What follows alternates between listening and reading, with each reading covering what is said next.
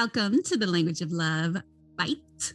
This bite is a bite-sized take on dating and love post-divorce when you have kids in the house. I get so many questions from you all about that. And they're all beautiful questions because they're very often, framing it from like, okay, I want to be a model. I left my last relationship, because I really want my kids to have a model of what a loving relationship is. And I know that if I honor my own happiness, they're going to be happy. And that's great. Obviously, I hear from a lot of individuals who are in a horrible divorce and who have all these custody issues. And that obviously makes everything with your children, including dating, a lot harder. And if you want, definitely message me on SpeakPipe or at languageoflovepod@gmail. And let me know if you want to hear more about sort of raising kids in a healthy or helping them get through divorce in a healthy way, because there's lots of keys to making sure that your children not only survive, but thrive. We want them to thrive regardless, and certainly through your divorce. And there are ways to support them in doing that. But let's, for the purposes of this Language of Love Bite, focus on dating as a single parent. And by the way, you can just be a single parent. You don't have to have been divorced to be a single parent, as we all know. So as a single parent, how do you go about that? Well, first of all, I'm going to share with you, there's no right or wrong way other than certainly protecting your children from anyone who might be a predator, being really careful who you bring into the house, all of that. Like, I'm not here to tell you how to raise your kids, but I'm going to tell you what I have found is what I think is the best way to do this. Not only from thinking about the child's perspective, and not only having been a single mother dating for 4 years before I met my final husband of almost 20 years, when I was a single mother of my oldest child before I met my husband. And also as a clinician who works with so many adults who were children of single parents and continue to struggle because of some of the things that the parents unwittingly and unintentionally weren't aware of or weren't sensitive to. So here's the 411, okay? First of all, don't introduce your children to anyone that they don't already know, obviously. I mean, if this person you're dating is already your neighbor, they've already met them, right? But if you're bringing a new person into your life as a love mate, right, a partner, you need to make sure first that this person is really a keeper. Not just someone you think is cute or pretty or cool or that you love dating and you want to be with them, but you have the kids, so you're just going to bring them around. No, for two reasons. One, you got to get to know everybody, especially someone who's going to be so close to you and close to your kids before you introduce them. And number two, children get attached really easily. And so you don't want to create this revolving door of potential partners, and then they either keep getting attached and then wonder what happened to that person, or they eventually figure out, I'm not going to give this person, the next person, the time of day, because they just leave. And when you bring someone in who really is a keeper, they are now all guarded and unwilling to let that person in. So take your time introducing people to the kids. You should, first of all, know, I'm sorry, I'm going to say this very clearly, do a background check on them. Make sure they are not on any list of sex offenders or have any criminal history that they haven't told you about. I cannot tell you the number of times disasters have happened that I have been privy to and found out about afterwards with individuals and their children who had, predators look like someone you could date, someone you could live next door to, someone you could be friends with.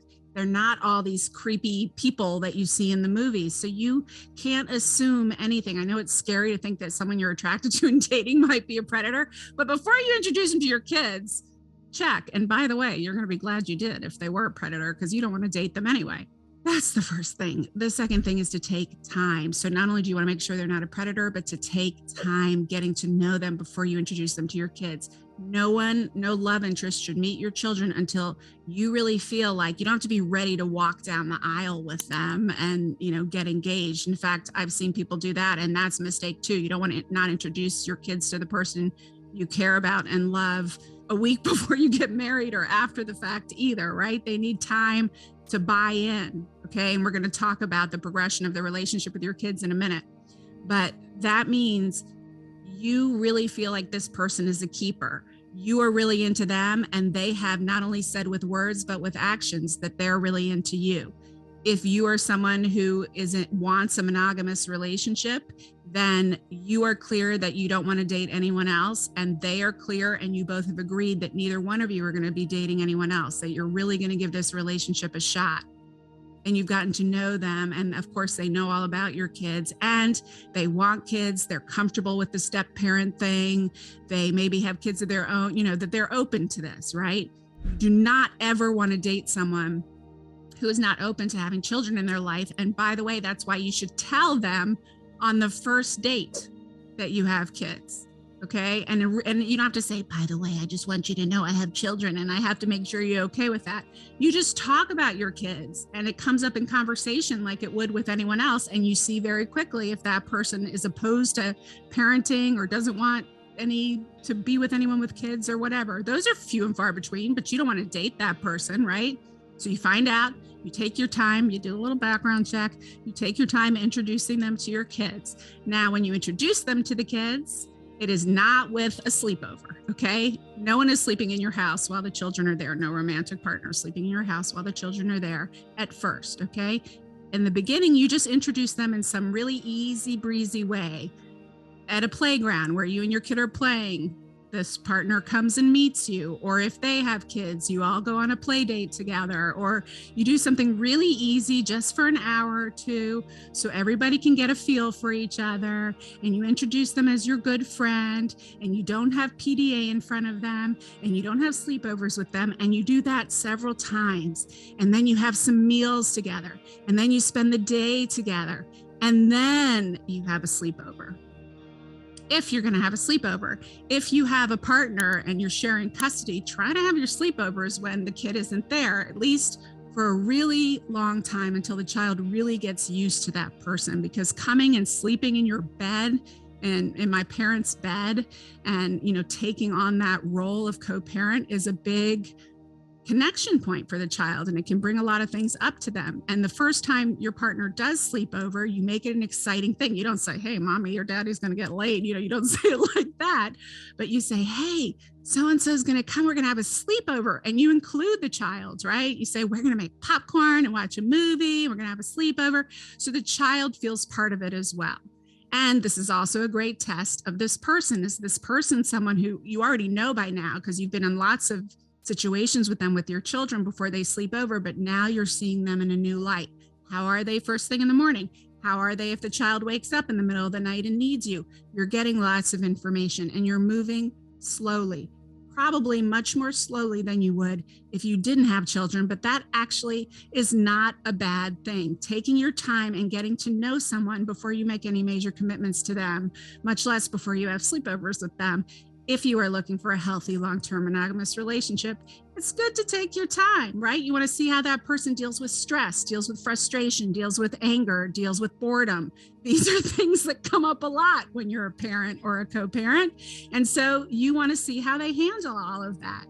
Now, it's a whole other ball of wax, right? When the kids don't like your partner, we can talk about that too. Just let me know in the comments or on languageoflovepod@gmail.com, or go to drlauraberman.com. Or, it's really easy with links there. But let me know if you want to, if you have struggles with blended families or with your kids rejecting your partner, because that's a whole other topic. But my guess is if you move along like this and you stay positive about the child's other parent, and the child doesn't feel like liking or attaching to your partner is going to somehow put their relationship with their other parent at risk, if they have that other parent, then the child usually, if you move slowly and consciously like this, is very amenable to this, especially if they don't feel like they're losing you in the process. So I hope that helps you. There's your little love bite. And let me know if you have any questions, because all of these language of love bites come from you, my followers on social media, listeners to the podcast, things you want to learn about and hear about. And I'm always here to help you. I'll see you next time.